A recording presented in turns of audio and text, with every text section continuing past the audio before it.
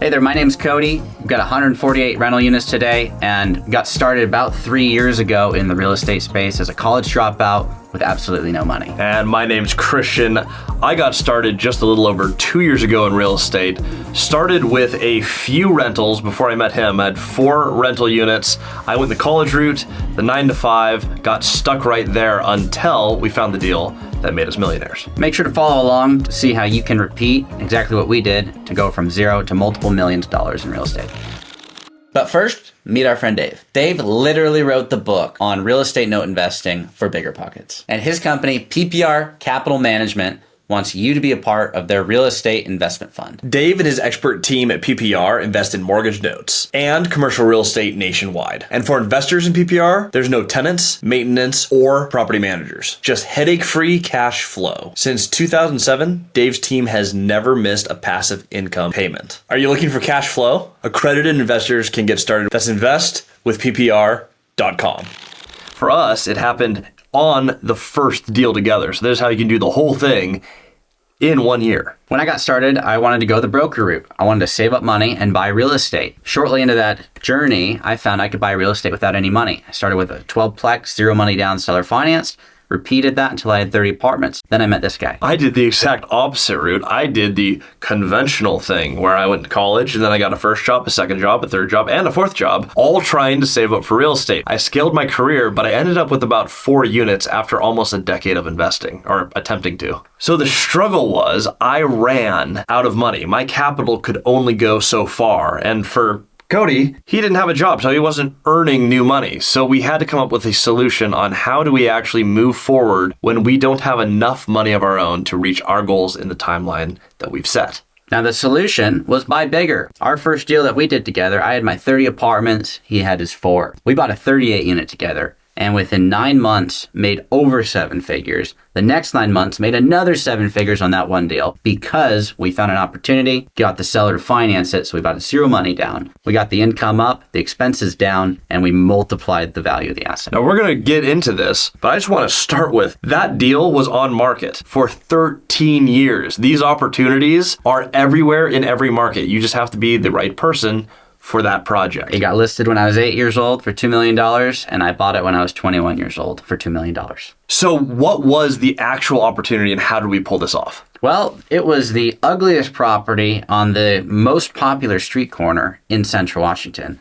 Lots of acreage, lots of highway frontage, terrible building. So what do we do with it? Well, we fixed it up over time. When we looked at the original deal, and granted, this has been seen by absolutely everyone over the last decade, we looked at it and we went, okay, well, there's a lot of problems. There's only minor things like bad roof, bad plumbing, bad electric, bad septic. That's a lot going on. Also had really poor collections day one. It was pretty bad. Yeah. So all these things, if you're going to go, first of all, if you're going to go to a bank, you're going to get an answer of no. That there is not a financeable property because that is a disaster that the bank absolutely does not want to take back. It was a negative cap rate day one. Bad place to be. Yes. Some people say you can't do that. They can live in pro forma land. You can lose money on assets if you own them in cash. Yes. It lost money operating without any debt. Day one, that's a very hard asset to deal with. However, Cody had, at the time, 30 units. Some of them were really nice, some of them were rougher, but he had the experience in that market managing and repairing those types of properties. On my end, I had a little bit more capital, which did help, but I also had more experience running people,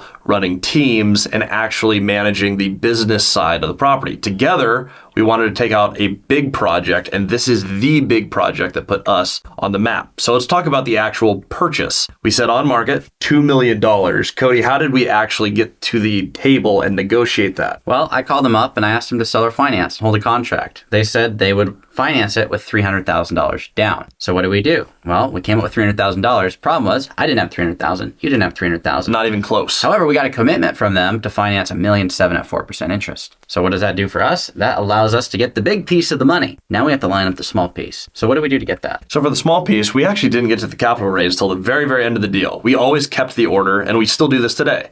It's the deal first, then the debt, then the equity. Because that last little piece, you've already negotiated most of the deal. We had 85% of the financing done with seller financing. We structured the deal where we were comfortable with it. So we're just looking for the last little chunk. People get really worried about capital raise. This was very simple. We made 4 phone calls, had 3 individuals, each put in $100,000. Yep. We only had one no on the entire thing. It took, if I remember correctly, it was 2, maybe 3 days from pitch to final commitments from all the investors. Went in, closed the deal on time. Now, to date, we have put in about $600,000 in renovations. Some of that has been our own money. A lot of it has been debt. We've since gotten a refinance, and we got a $2.3 million loan. So that has helped fund a lot of the renovations. We got good books, got it bankable, refinanced, and we got quite a bit of money into the asset. But today, it's worth about $4.2 million, a little bit more than the 2.3 that we owe, and that deal by itself made us millionaires. So what happened next was we learned how to pick this up creatively. We learned how to partner together and how the relationship was going to work. Within 2 weeks of closing that deal, we closed on a 7-plex in Seattle. Then, a week after that, we closed on a 6-plex just down the road in the same city, Moses Lake, Washington. Since then, how many units are we at today? I've got 148 rentals. That includes a resort on the water. Most of the properties in central Washington. We have everything from duplexes to 38 plexes, the largest, but we have everything in between. We've done similar structures on the same principles for every single deal. Seller finance transactions, deal first, then the debt, then the equity, always buying on long-term, cash-flowing, fixed-rate debt. Now, this first deal didn't cash flow day one. We had to get creative to get it there. Every subsequent deal, that is the one principle we never violate. Based on cash flow for equity growth. We're not compromising for one or the other. We have to get both. And if you repeat that, that allows you to scale rather quickly. If you like to repeat this for yourself, step number 1, that you need to identify your market. And once you've identified your market, you need to identify who are the players in this market. Give them a phone call, because if you meet with all the players, you're going to learn, which is step number 3, you need to learn how they did what they did, because then you can go out and repeat it. There's no better mentor for you to buy in your market than the people who've already done exactly what you're trying to do in the market. It's that simple. I don't know why people skip that, but we learned that. We implemented that, and all the people who own there helped us structure the deal and continue to help us buy more and more in that market. When we're all on the same team, you can move much, much faster. Once you get the practical steps that they use to build their portfolio, all you have to do is repeat it and then never violate your principles. Once you set out your principles, you set out the goalposts. Make sure you're shooting in between the goalposts. Follow the rules that you set out, that you learn from the experts in your market, and anybody in any market can play this game. Within 6 months of partnership, we followed our rules and our principles. We became millionaires within 6 months for both of us. We had gotten started in our partnership. We're worth about $400,000 each, and today it's both in excess of $3 million.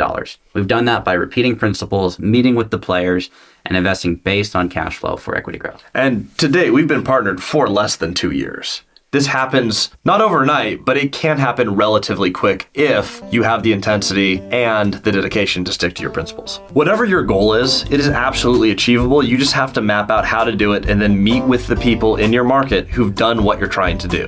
It's really that simple. Anyone can do this. If you haven't yet, like and subscribe below. Thank you for watching.